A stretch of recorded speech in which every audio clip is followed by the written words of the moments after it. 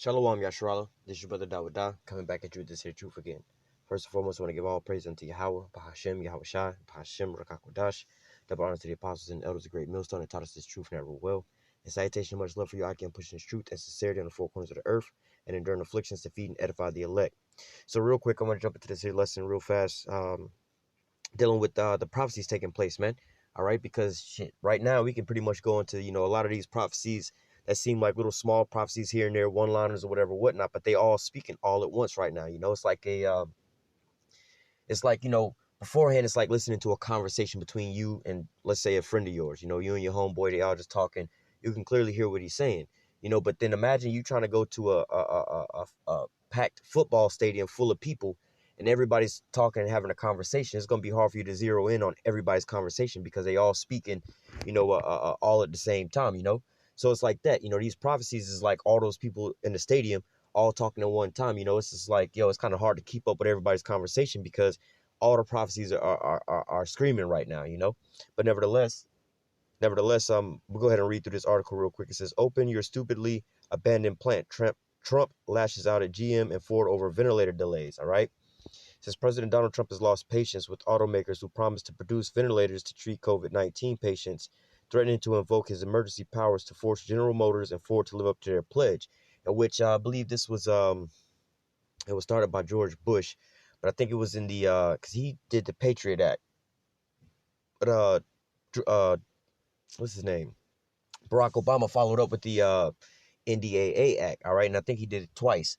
But nevertheless, in one of those situations, it gave the government sweeping powers to take control over pretty much all the resources. Your house, your car, the roads, anything for their own purposes. Even these auto plant makers and things like that, which we'll get into the prophecies, which is dealing with that. All right. It says they said they were going to give us 40,000 much needed ventilators very quickly, Trump tweeted on Friday.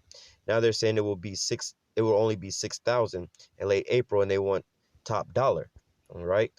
He added, it's always a mess with GM CEO Mary Barra, and that he will invoke the Defense Production Act, a piece of wartime legislation giving the president the power to order manufacturers to produce essential supplies, in which, like I said, we see these prophecies speaking loud and clear, man. If you've been in these scriptures, all right, and doing your due diligence and reading and understanding these things, you already know what's coming, all right?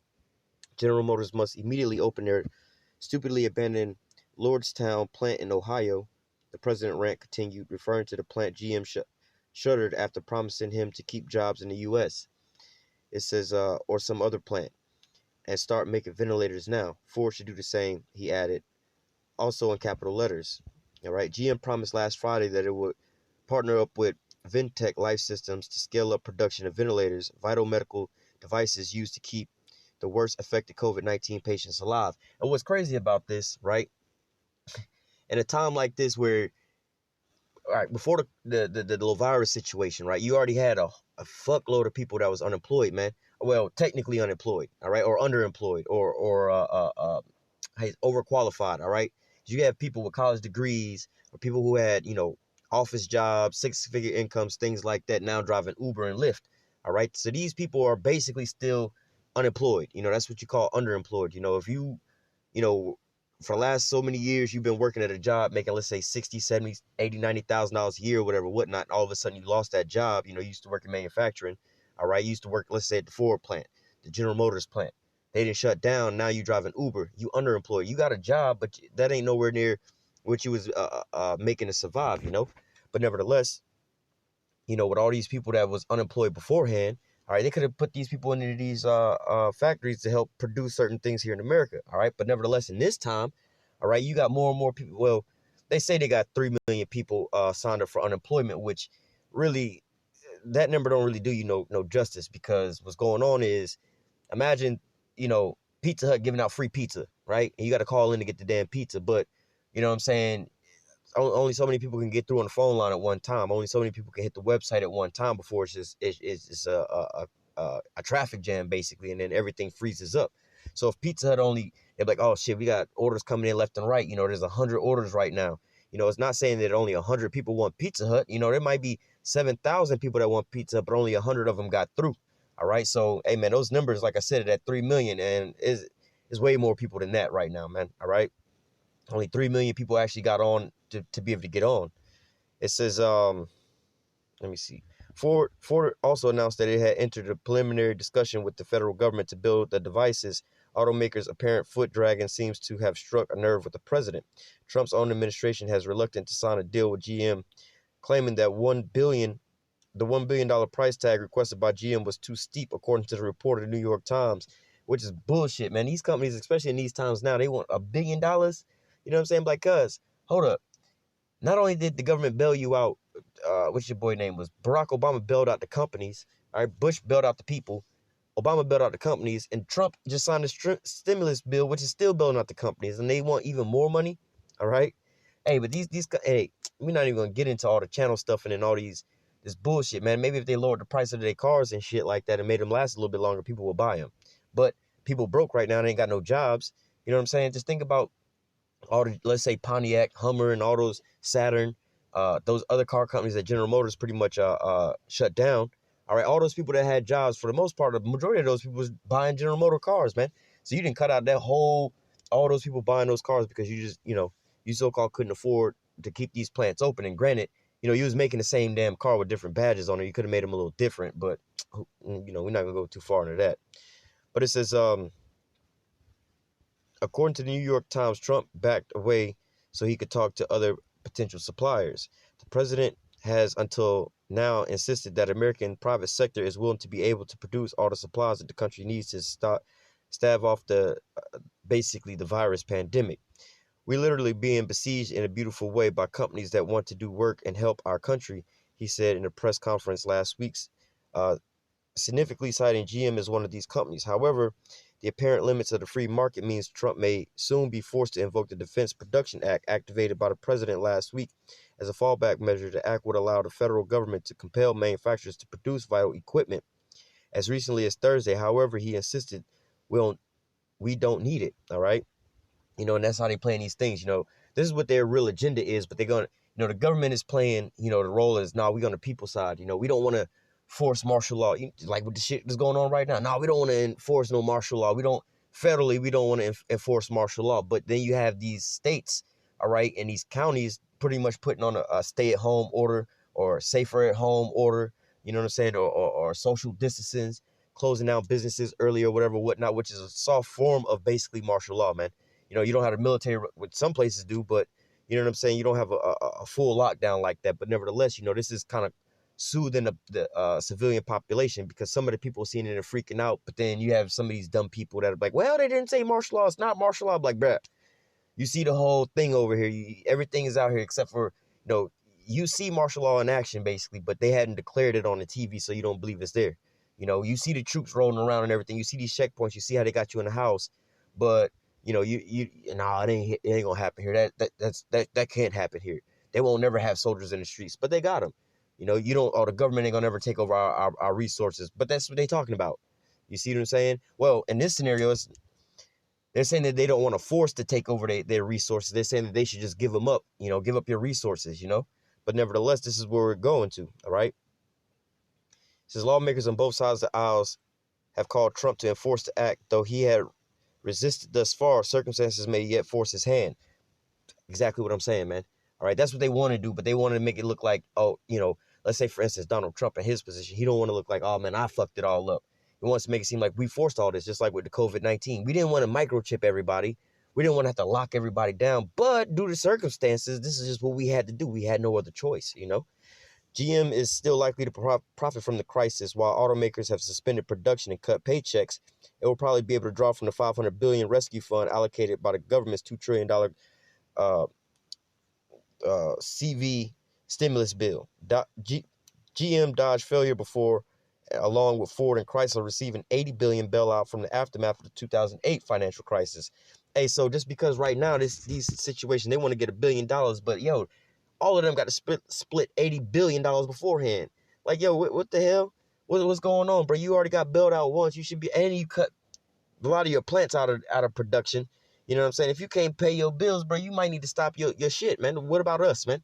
If we can't pay our bills, well, the government's bailing us out now, but they might not even bail you all the way out. They might just give you a little something, But ultimately, you go on a regular day, you go charge up a credit card and shit. You think the government finna bail you out because you can't pay your credit card back, man? Real quick, this, like I said, it's gonna be a real quick one. All right, this is Joel chapter 3. I'm gonna start at verse 9. It says, "Proclaim ye this among the Gentiles. All right, prepare war, wake up the mighty men, let all the men of war draw near, let them come up." And what's really going on in the background is this is what we getting prepared for, man. All right, this is where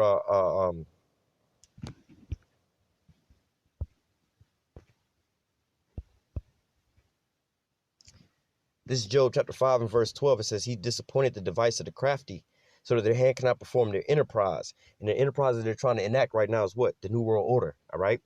So the Most High is about to, they're using these tactics right now to ease in, for this here New World Order to be set up. You see how they're enacting, locking down, hell, everything is moving as far as a one world government was set up. You have all these different countries enacting the same measures, locking down their countries the same way, man.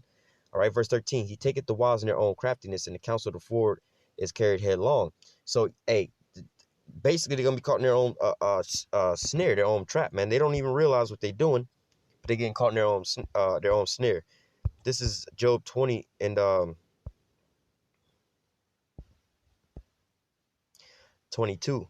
"In the fullness of his sufficiency, he shall be in straits. Every hand of the wicked shall come upon him. When he is about to fill his belly, the Most High shall cast fury of his wrath upon him, and he shall rain it upon him while he is eating." So we know that, hey, man, this is leading up to what? World War III. This is the end all be all, as we see them starting to gather themselves up and get this here New World Order system pretty much primed and ready to go. All right.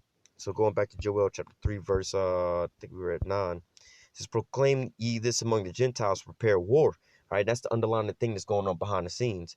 "Wake up the mighty men, and let all the men of war draw near. Let them come up. Beat your plowshares and the swords and your pruning hooks and the spears. Let the weak say I am strong." All right. And so ultimately, right now, and what this is going into is like your agriculture or things. All right, prime example, we got a real life example going on right now. General Motors and stuff like that. They make basically luxury items, for the sense of, we don't need no motherfucking Cadillacs and Chevrolets and shit like that, right? As a nation, we got cars because that's like a luxury. All right, now something that you would need is military vehicles, right? Because these military vehicles is going to help defend your nation, right? So, but you don't see the automaker manufacturers pouring out Humvees and shit like that, right? That's not what they're there for. They're there for, predominantly all of the automakers here in America is all for basically for lack of a better term, a luxury item. You know what I'm saying? You don't really need to survive off of that. You know what I'm saying? That's like McDonald's and stuff like that. Yeah, it's food, but you don't really need that. You know what I'm saying? It's not like a necessity. You know what I'm saying? But nevertheless, right now, as you're starting to see now, in another sense, you got your agriculture things and your farming and, let's say you got Nike and Polo and Tommy Hilfiger. Again, they're making clothes for a luxury scenario, right? Just for you to have some designer shit. But now when you need certain things like military clothes, uh, you know, certain bottling companies making like soda bottles, but now they're making those little water bottles for the military men. The football people who make the football equipment, the football helmets. Now they're making bulletproof helmets. All right, these people that's out here making shit, General Motors, they're trying to get them to make these ventilators. All right, now which we slowly getting out of the war on terrorism, and then now they're coming up with this new invisible enemy, which is the war on health and sicknesses and things like that, which is ultimately bringing them, how after the war on terrorism brought us into this police state, now they're about to block everything down and go into this new world order. So under the guise of fighting this here war on so-called health, all right, they got to band together and use their manufacturing plants that was used for, again, for lack of a better term, a luxury item, something that you don't, not a necessity that you need. All right. Because think about it, you could just have one car company all make one generic car just so we could all have transportation. But you got Ford, Chevy, Chrysler, they all make, various cars or whatever, whatnot. Some for sports cars, some for hauling things, some, family vehicles and so on and so forth. But nevertheless, if they needed, just to make everybody a car, they could just make one car. But they got an abundance of different kind of cars for your own personal usage, But now they're starting to make some of these old plants to produce ventilators, and who knows what's next. They're going to just start making different things, from working in an old factory like that where we produce certain things. They have these machines, and really all you have to do is switch out what they would call molds. I used to make bottles and things like that for a certain company or whatever, whatnot. And, once they discontinue one certain bottle, you know, and I was like, oh shit, we about to be out of business. They about to stop making these bottles. Like, nah, they'll send us a new mold with a different bottle and we'll make those, you know, just like at the car manufacturing places, you know. For the most part, they'll keep a body of a car for about 4 years, you know, and they'll switch over. But those cars are all made off of molds. All right. So let's just say for bumpers and things like that, you know, but let's say you got the Dodge Charger and they're making the bumpers for those Dodge Chargers, right? Now, when they come out with a new Dodge Charger, they just get rid of the old mold and they put a new mold onto the machine and they keep producing these things. All right. So for them to just switch out from making Dodge Chargers, they could just swap out the molds to make Humvees or whatever, whatnot. And it's a whole different thing, you know, or if you got a plant that's making, I don't know, anything, you know, mailboxes, right? You know, metal mailboxes. You could change that mold and to start making parts for guns. All right. But here with the General Motors, we starting to see, or Trump talking about the car automakers, you know, using some of their old plants to make these ventilators. All right. Using this for so-called national security, national health, you know, banding together for a national situation. But nevertheless, man, this is where we're going into. All right. So verse 10 again, it says, beat your plowshares into swords and your pruning hooks into spears. Let the weak say I am strong. So basically turn your so-called I don't want to keep using the word luxury facilities and things like that, things that's not necessarily a necessity. All right. So your manufacturing plants where they manufacture like Tommy Hilfiger and Polo and shit like that, right? Where they could be manufacturing medical masks, they could be manufacturing medical supplies and so on and so forth, you know, Polo and stuff like that, or the people who make sheets and stuff like that, they could be making the sheets for the hospital beds, you know, gowns and things like that, instead of making, you know, regular designer polo shirts and all kind of things like that, man. So as you see, Donald Trump is urging these companies to go ahead and do it before they so-called force it. But they got it in legislation where they can force you to start doing these things, man. So it's not far-fetched. That's the way that these things are moving, all right? So I'm going to go ahead and close out with that. Like I said, I just wanted to make a little quick little lesson off of their article real quick, just showing how even some of the smaller prophecies are even speaking loud and clear as we speak right now, man. All right, so I'm going to go ahead and close out with that. Lord willing, this lesson was edifying into the elect. Until next time, I'm going to say, call halal Yahweh, Bahashem Yahweh Shai, Bahashem Rakakodash. Double honors to the apostles and elders of great millstone that taught us this truth and ever will. And salutation and much love for you. I can pushing this truth and sincerity in the four corners of the earth and enduring afflictions to feed and edify the elect. Till next time, I say stay strong. Shalom.